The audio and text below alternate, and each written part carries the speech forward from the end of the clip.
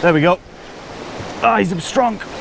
Oh, he's strong. Woo! So, I have just arrived at Seneca Regional Park in Northern Virginia. I'm going to be fishing the Potomac today, probably for some, I guess, largemouth or smallies. I've heard there's actually a lot of smallies up here, which is part of the reason why I've come. So, I'm just going to get my bag together, get situated, and then walk along this. I think there's a trail that I'm going to walk along, but I might have to go through the woods also. So, I'm going to go do that, get my bag, and I'll catch you in a little bit. Okay, so I just spoke to someone who told me that the best way to get to the riverbank is to follow this path, which is actually a road. So I'm here along the Seneca Regional Park, so this road right here, the GPS is kind of screwy right now, but I'm trying to basically go over here into these little creeks that connect the Potomac. So I'm trying to get over there. So the plan is to follow this trail and hopefully at some point veer off to the right, which I think it does if you look up here. I think you can veer off. So anyway, we'll try and figure it out, and if we get lost we die of starvation and thirst. So you can come and collect my corpse in a couple of days after the bears have ravaged it. Okay, kind of just trying to investigate this spot a little bit more to see if it's fishable. This is, as you can tell, a very steep bank. Ah, here we go. This is good. This looks good. This looks promising. Oh shit. Try not to die. Try not to die. Okay, good. Whew. Ah. This looks like a decent point, but as you can see down, I don't know if you can see it. If I keep going down, probably gonna have a little bit more success. So I'm just gonna keep going along the river. I was a little bit worried because it was raining yesterday. So my concern was that the water would be like a muddy chocolate color. That sediment has definitely stained it a little bit, but I think it's still fishable. So we're just gonna try and find a really good spot. Okay, all right. This might be a pretty solid spot. So yeah guys, I've got, I can get out, 20, 24 inches from the bank. There's a bit of a drop off there and I'm not sure how deep that is. So I'm gonna just be a bit wary of that, but I'm just basically gonna focus where that rock formation is. It gets really slow there. So if there's any smallies, I'm thinking they could be stacked up there, but they could also be stacked up with that structure cover over there where the fallen tree is, or the fallen log. So I'm gonna get rigged up. Now I'm trying to target some of the smallmouth that are in here, so I figured I'd go to a little small shallow diving crankbait. This I think it's a KVD natural shad. I think it's a size 1, maybe 1.5. I do like it. I do like it as an imitation shad bait, just because I love the view from below that the bass will get. This like wounded shad pattern. I really do dig it. So, and I've had pretty good success with it. So I'm going to try this. Run it like a crankbait at first, then maybe jerk it a couple of times, and we'll see what I get.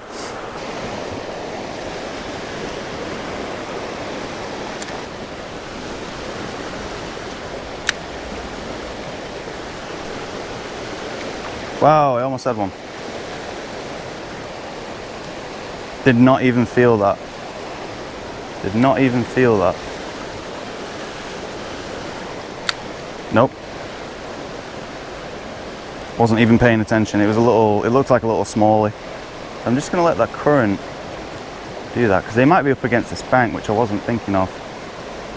Problem is, with a strong current, it's kind of difficult to gauge a strike sometimes, but there was one right around here. What's funny is he was right here as well, which is kind of interesting. I might have also foul hooked him. That is a possibility.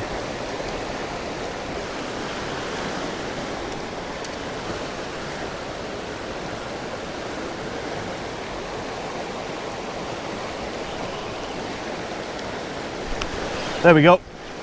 Oh, he's strong. Oh, he's strong. Woo!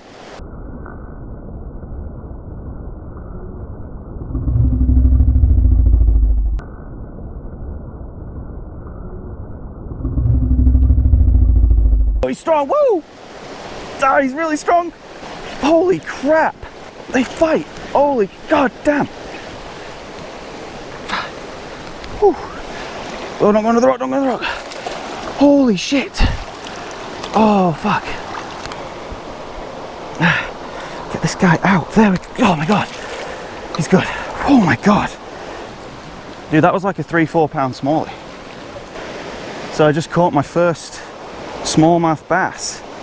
And yeah, I'll admit it, that was the worst catch and release I've ever done. I've never even held one of those guys before, and oh my god, they're strong. I was expecting him just to like bite my finger and just go really rigid, but dude, he was not happy. He was not happy chappy. God, I'm shaky, man. Damn, that was like my adrenaline's like pumping. Kind of foul hooked him as well on the side of his mouth. So he probably took a swipe at it and it just bedded into him. You know what, if I don't catch anything else today, I'll call that just a great day. Because that was just unbelievable. And what I'm doing, guys, is I'm really just letting that crankbait sit in that current. That current is going to do all the work for me. Don't have to even really touch the reel. Maybe just slowly bring it in. Got another one. There's a small one this time. There we got off. So they look like they're in this on this bank here, so I'm gonna try and just let the current do the magic. So I've caught 2 right now. That was a little largemouth. So I'm really just casting out into the, I guess the calmer part of the river, which is towards the middle. And I'm just letting the current drag this bait to the right, because I've now caught 1 smallmouth and I think 1 largemouth right along this water line here. So what I'm thinking is they're stacked up against these rocks, which makes sense because it's a bit of it's a current break for them. So they might just be stacked there. So after this cast, I mean, this has been proved a pretty successful little spot, but I do want to explore a little bit. So after this cast, I'm going to, you see that dam there? I'm going to try and make my way over there. If it's shallow enough. It might not be. Okay, all right, let's continue on down the river. That'd be cool to see now. This is what, look at this. This is perfect. Look at this beautiful stretch of river. Like seriously. Like, look at this. This is just a beautiful place. Oh, I see a little panfish floating downstream.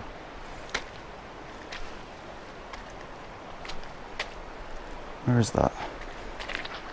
Oh shit, it's quite deep.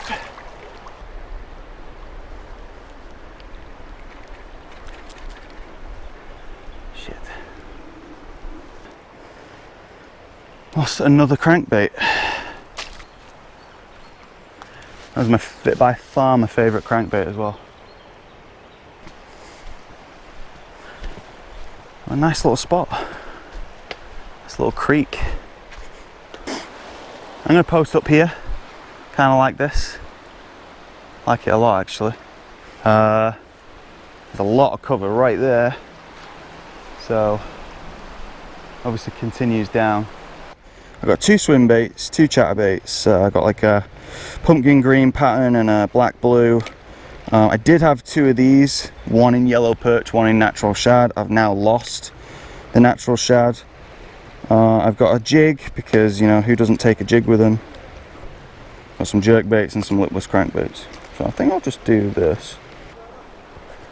So I'm just tying on this this little lipless crankbait. Hopefully just drag this along the riverbed. See if I can get it. It's a sexy shad pattern. I love the red eye. And I love the sort of wounded pattern on the on the bottom of it. It's brilliant. We'll see how it goes though. Again, I'm really just going to let the current do the most of the work. Damn it! Again.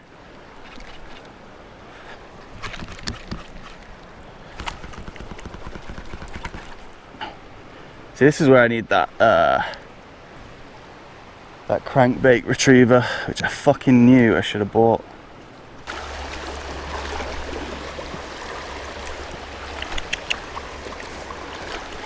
Hey bud. How's it going? Hey, how you doing? Good. This current is quite strong, guys. Don't look it, but it is. Alright. There's a lot of breaks in the water here. Right across this line, in between these two rocky outcrops. Very still there. See, I kind of want to get there and cast out into that little body there, but I don't know how fortunate I'm going to be. That was far. I kind of want to get over there, but I'm thinking that is a little bit too fast for me.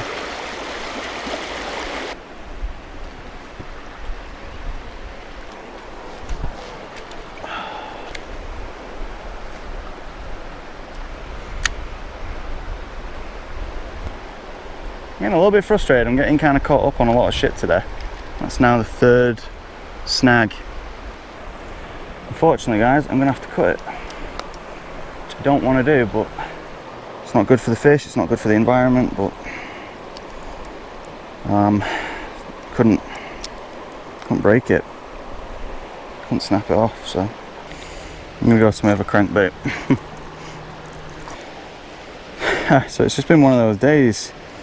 So I've caught, I think I foul hooked one small dink when I got here, and then landed a big old smallmouth. To contrast that, I've lost a bunch of shit today, which I'm kind of annoyed about. I've lost one chatterbait, I've lost my favourite crankbait, and I have lost, what else did I lose? Oh, I lost a lipless crankbait, yeah. On the first cast. Really do not want to stay here. Don't like the spot that much. A piece of watermelon. So people are definitely eating over here. I do see a lot of plastic bottles, which is a little bit unfortunate. Again, in the frickin' tree. Alright, so I got caught in a tree again, but I managed to get this guy out. So, figured I would just kind of start walking over here, and that's really deep mud. Cool. Oh, I can't see where the... So as you can see, guys, I've made my way from that, if you look at the left hand side, I've made my way down there to where I am now on this rocky outcrop. There's a nice water break in between these outcrops, which might, you know, be a decent place for bass. I mean, they're always going to be skulking around these kind of rocky outcrops anyway, so I might just pitch out a crankbait as close to these rocks as I can.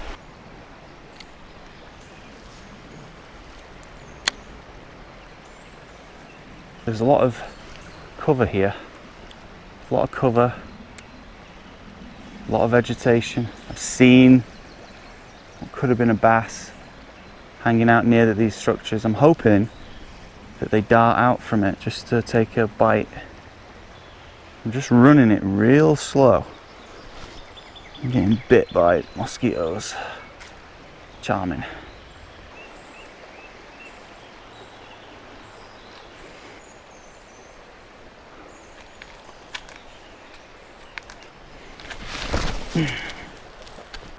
I was expecting my foot just to, whoa, like that. Just like that. That's like quicksand. Shit. Shit. Now this is probably as good as it is gonna get. very still. I see vegetation, wood cover.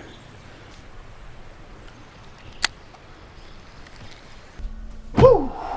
So lads, I had a bit of a technical snag on the way back from my trip. For whatever reason, the last 20-25 minutes of my video files got corrupted. So the fade out that you just saw, unfortunately everything beyond that point on the river was unfortunately lost.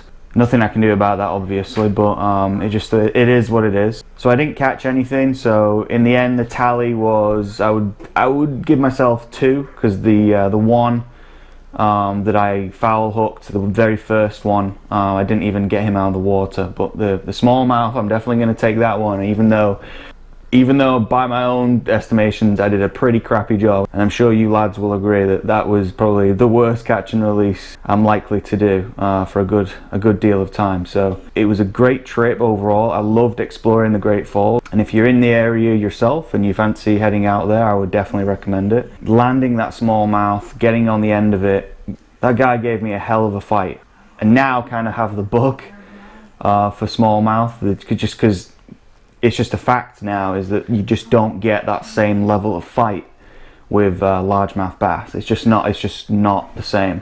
Those smallies, it might only be a 3-4 pound fish, but it feels like a 10-15 pound fish on the end of your line that isn't giving you an inch and is making you work for every single crank of that reel.